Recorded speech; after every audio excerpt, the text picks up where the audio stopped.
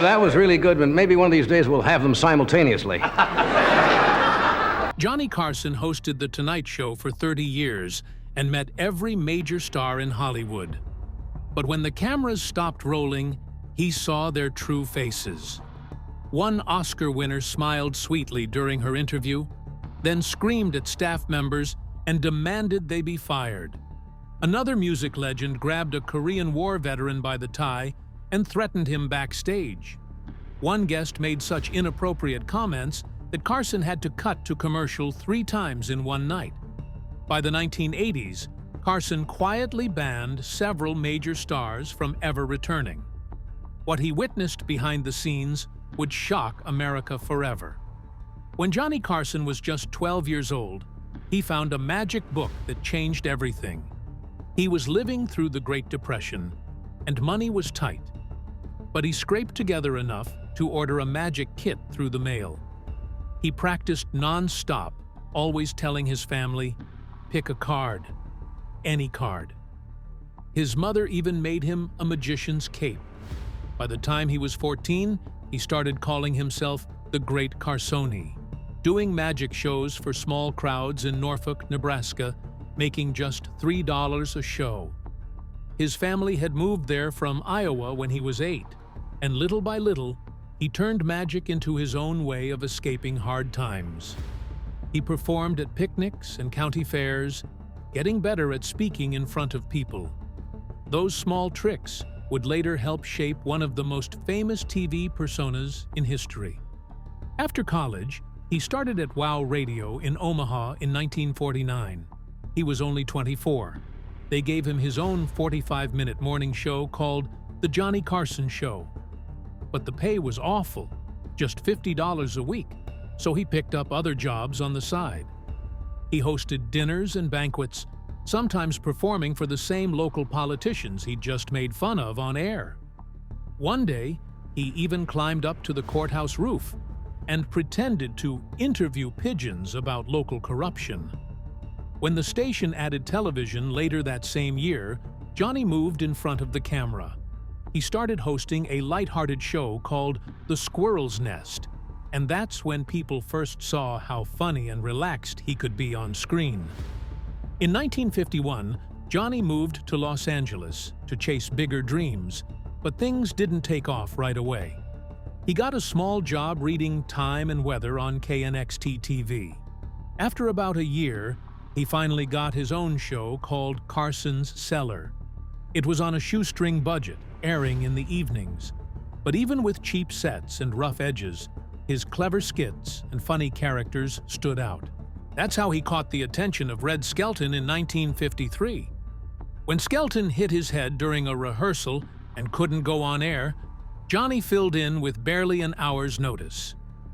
That night, millions of people saw him perform live for the first time. It was supposed to be a backup plan. Instead, it changed his life.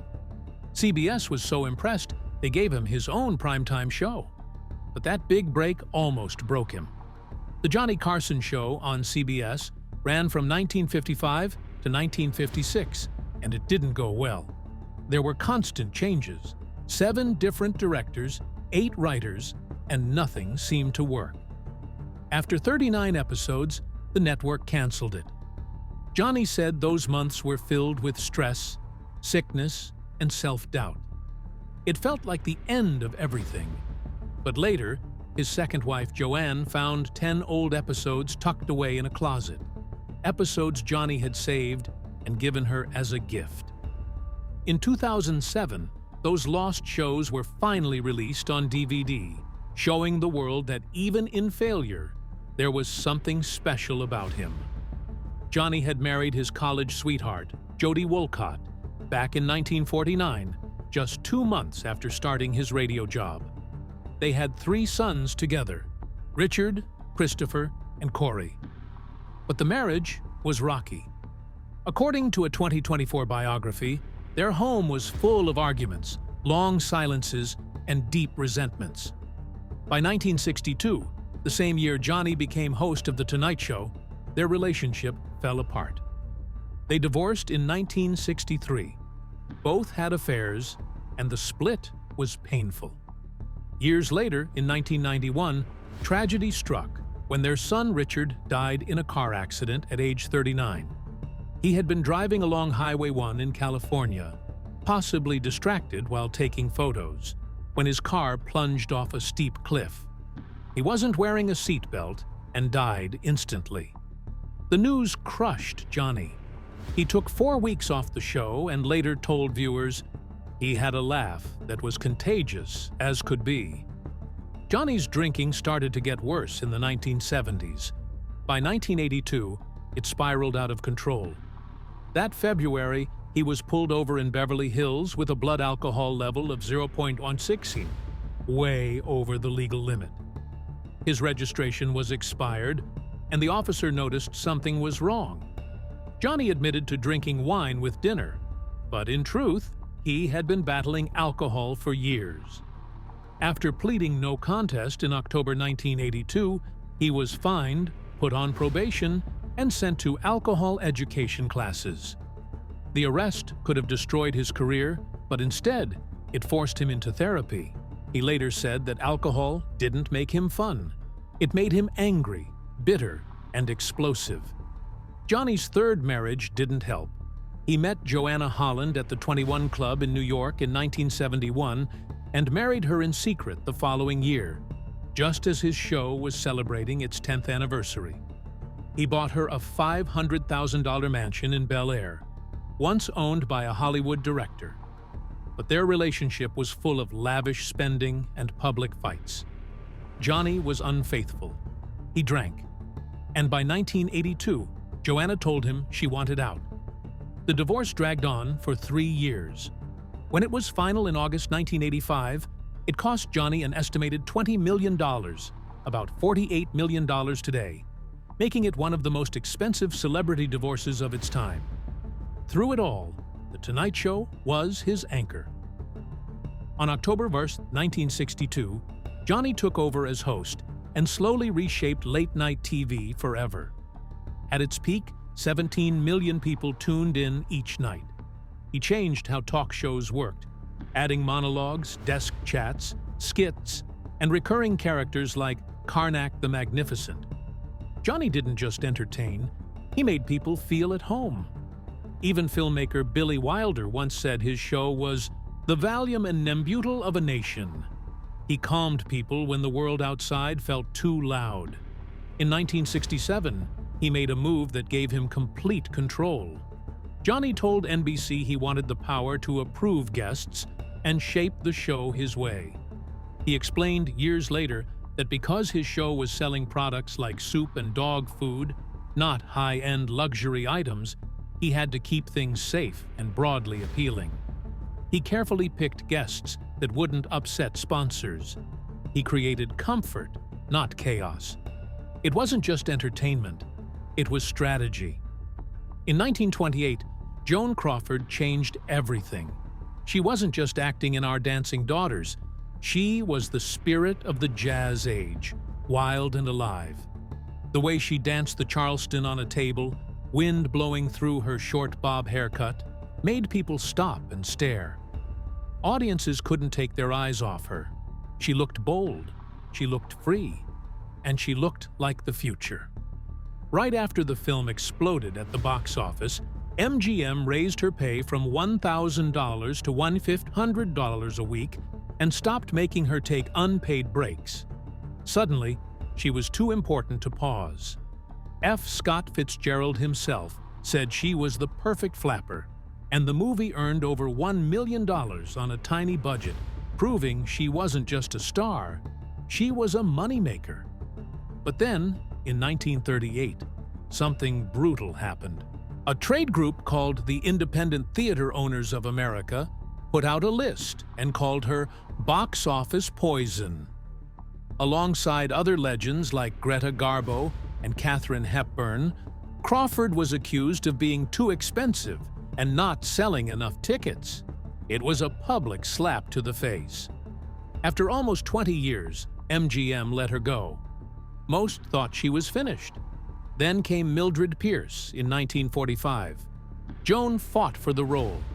The director wanted Bette Davis, But Crawford didn't back down. She humbled herself, did a screen test, and gave a performance that no one saw coming. She played a struggling single mother with so much fire and pain that it felt real. The Oscar she won for it was the only one in her career. She didn't even show up to the ceremony. Instead, she stayed in bed, claiming to be sick. But her makeup and hair were flawless when she accepted the award at home. It wasn't just a win. It was revenge. Her personal life, though, was darker than most people knew. In 1935, she married Franchot Tone. He was charming on the surface, but that charm turned into control and violence. They had met in 1933, but once they married, he couldn't handle being overshadowed by her fame. He drank too much. He hit her. Court records from their divorce in 1939 showed the bruises and the fights. She finally left him, but she never turned her back completely. When he got sick with cancer in the 1960s and was stuck in a wheelchair, she took care of him. After he died in 1968, it was Joan who handled his cremation. A year earlier, in 1967, he had written her a letter saying sorry for the things he'd done while drunk and full of pills. But the worst stories came later. In 1978, her daughter Christina wrote Mommy Dearest. The book said Joan had been a monster behind closed doors. Christina said her mother beat her, screamed at her, and went into fits of rage, especially when she found wire hangers in the closet. One time, she ripped all the clothes off the hangers, grabbed Christina by the hair, slapped her ears, and made her clean everything up while still yelling. Christina's brother Christopher, according to the book, was strapped to his bed every night so he couldn't go to the bathroom. The book sold like wildfire. The line, "No more wire hangers," became a cultural scream. But not everyone believed it. Joan's longtime secretary, her twin daughters, and staff said the book was full of lies.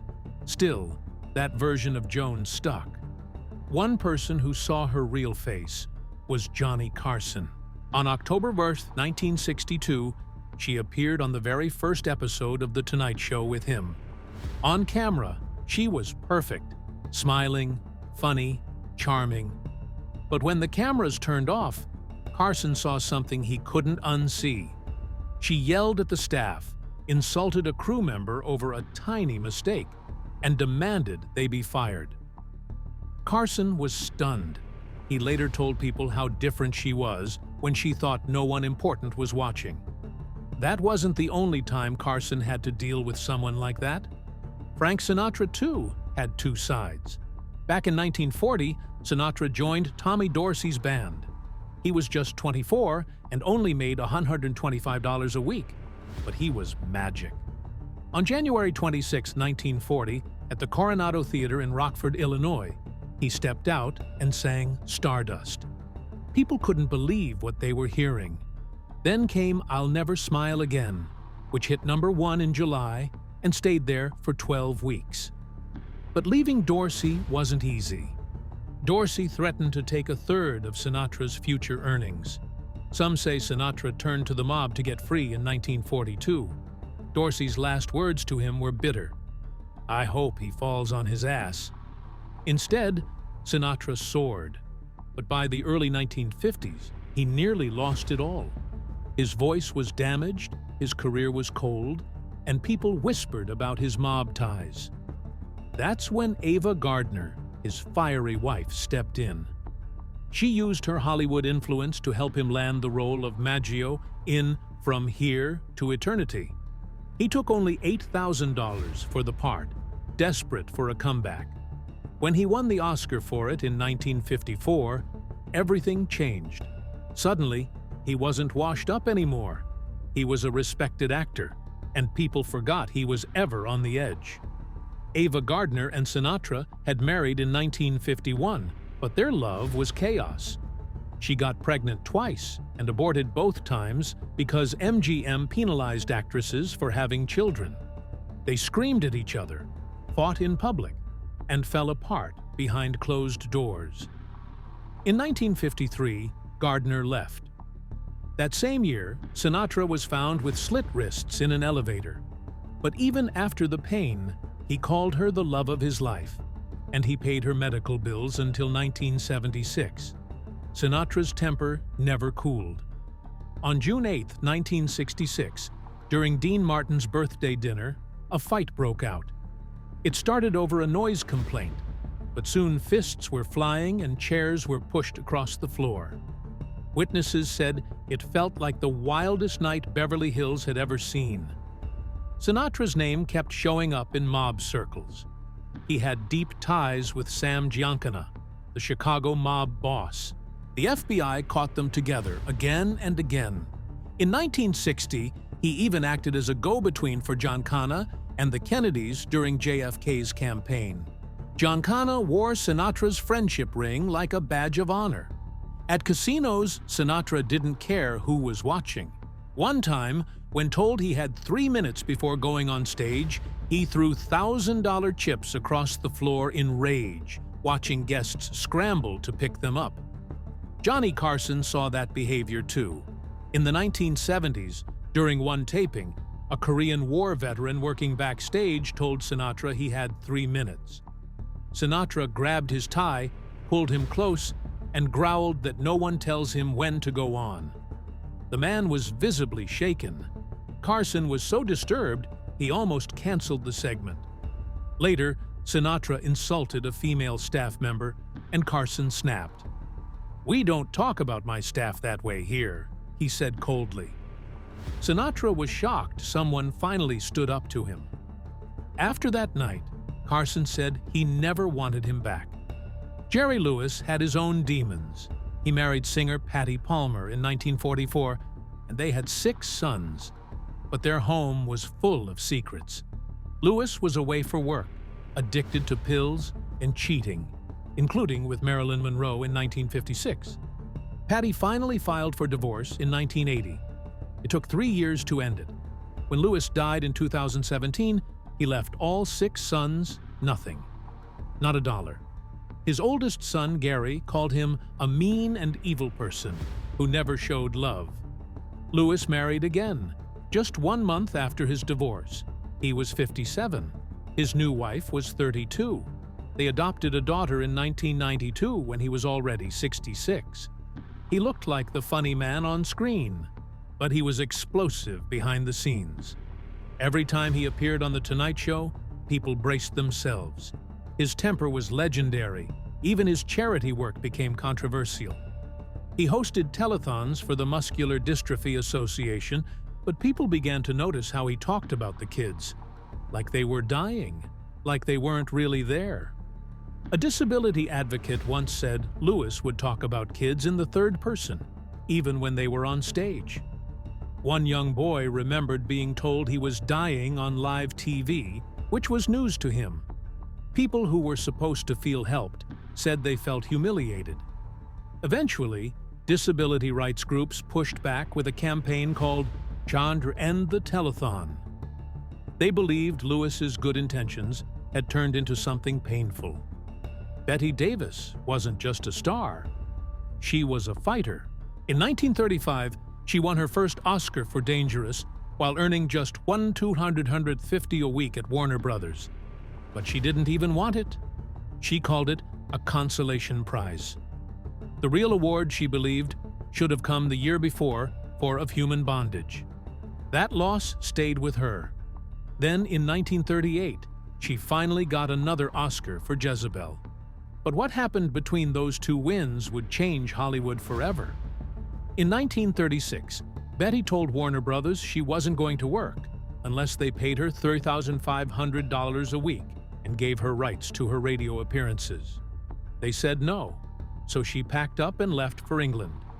Over there, she signed with a British company called Toplitz and was promised $50,000. Warner Brothers wasn't having it. On September 9, 1936, they filed an injunction to stop her. Just over a month later, on October 19th, a British court ordered Bet to pay $80,000 to Warner Brothers plus legal fees. she lost. But something bigger had started. She became the first actor to openly challenge the studio system. Years later, this same kind of fight helped Olivia de Havilland win her famous court case in 1943. Bette might have lost the battle, but she shook the entire system. Then came Whatever Happened to Baby Jane in 1962. The film became famous for more than just the horror on screen. Behind the scenes, it was war. Bette Davis and Joan Crawford hated each other. It wasn't just rumors. During one scene, Bette stepped on Joan's head. In another, Joan filled her robe with weights, so when Bette dragged her across the floor, she pulled her back out. The bitterness didn't stop there. When Bette was nominated for an Oscar in 1963, and Joan wasn't, Joan made sure Bette didn't win. She reportedly went behind the scenes and convinced others to let her accept the award on behalf of the winner, Anne Bancroft. Bette later said, "Joan did not want me to have that Oscar." Even though they denied any feud publicly, Joan was handing out Pepsi on set, trying to act nice. But everyone could feel the tension. The director and producer struggled every day. The film made money, but it locked their rivalry in place forever. Betty's personal life wasn't peaceful either. She got married 4 times. The second one ended in heartbreak and mystery. In December 1940, she married Arthur Farnsworth, a businessman far from the chaos of Hollywood. With him, she found calm. But in August 1943, he died suddenly at age 35.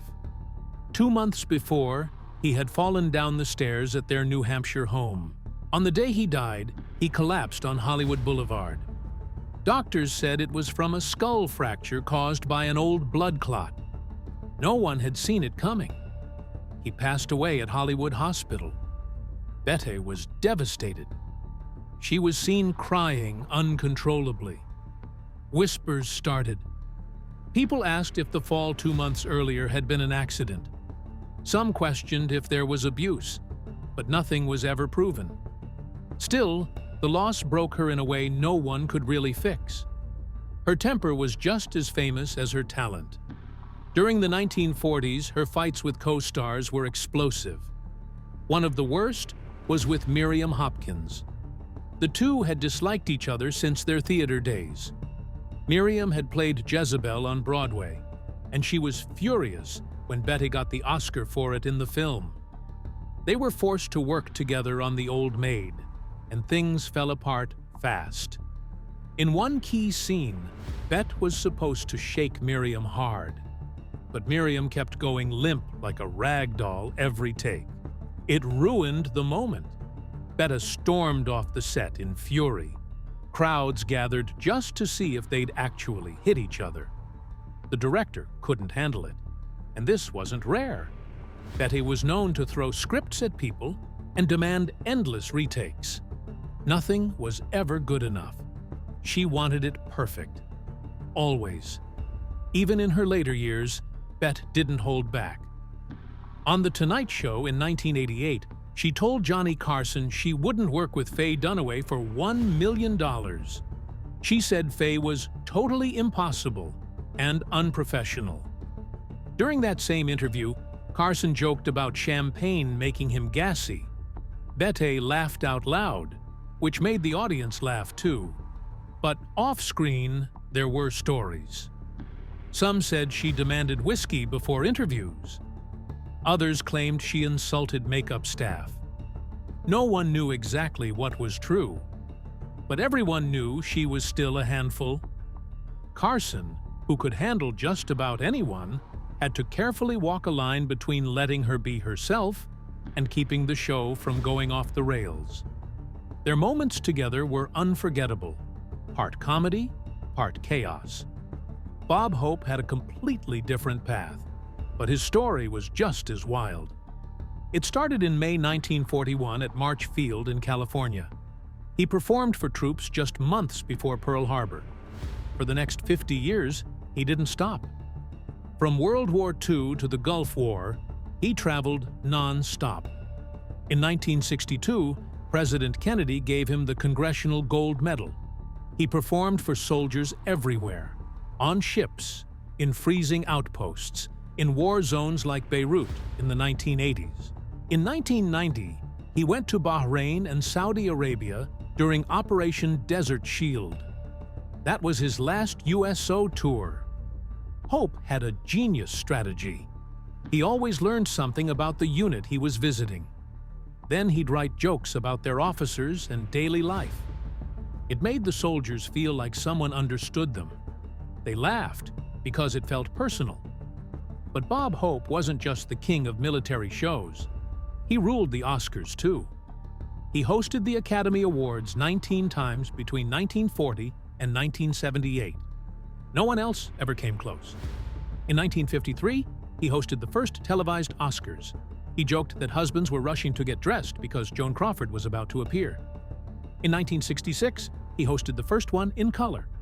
His years included 1940 to 1943, 1945 to 1946, 1953, 1955, 1958 to 1962, 1965 to 1968, 1975, and 1978. Even in the 1970s, when some critics said his monologues felt old, audiences still came in the millions. In fact, some shows had over 50 million viewers. He ended up winning 5 honorary Oscars himself. When he came back in 1991, he opened with a joke. "Remember me?" he said. The Macaulay Culkin of 1927. His love life, though, was nothing like his clean-cut image. He was married to Dolores Hope for 69 years. But for 10 of those years, he had a secret affair with actress Marilyn Maxwell. It started around 1950. He was 47. She was 28. At one point, he asked her to marry him during a trip to Ireland. She said no. She knew Dolores wouldn't give a divorce, and she was scared of ruining her career. Hope bought her a house in Holmby Hills. They met there multiple times each week. Sometimes they had fancy dinners delivered straight to his production offices. According to his secretary, Bob and Dolores hadn't shared a bed in years. But Dolores wouldn't let go. She told him she didn't care what he did as long as he didn't embarrass her in public.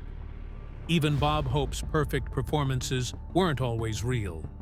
In the 1970s, he began using fake audience laughter for his TV specials. It shocked people. He had always been the guy who fed off real reactions. Now, he was adding laugh tracks. It made his shows feel scripted and flat. In his own memoirs, he admitted to editing reality to make things sound better. Writers had to time jokes around the fake laughs. The sparkle of his early days started to fade. Comedy purists felt betrayed. He had built a legacy on being quick, real, and alive on stage. And now, even the laughs were pretend. Johnny Carson noticed the shift. As Hope got older, he became harder to deal with. When he came on The Tonight Show, he wouldn't stick to the schedule. He brought film clips that ran 5 minutes when only 2 were allowed. Carson would have to cut to commercials in the middle or awkwardly stretch the show. Hope treated the show like a personal ad space, using it to promote his specials. In the 1980s, Carson had enough. Behind the scenes, he complained that Bob didn't care about the format anymore. He said it was unprofessional. Hope, who had once mastered live TV, now seemed lost in it. It was the end of an era, a painful one to watch. Zsa Zsa Gabor never truly needed a script.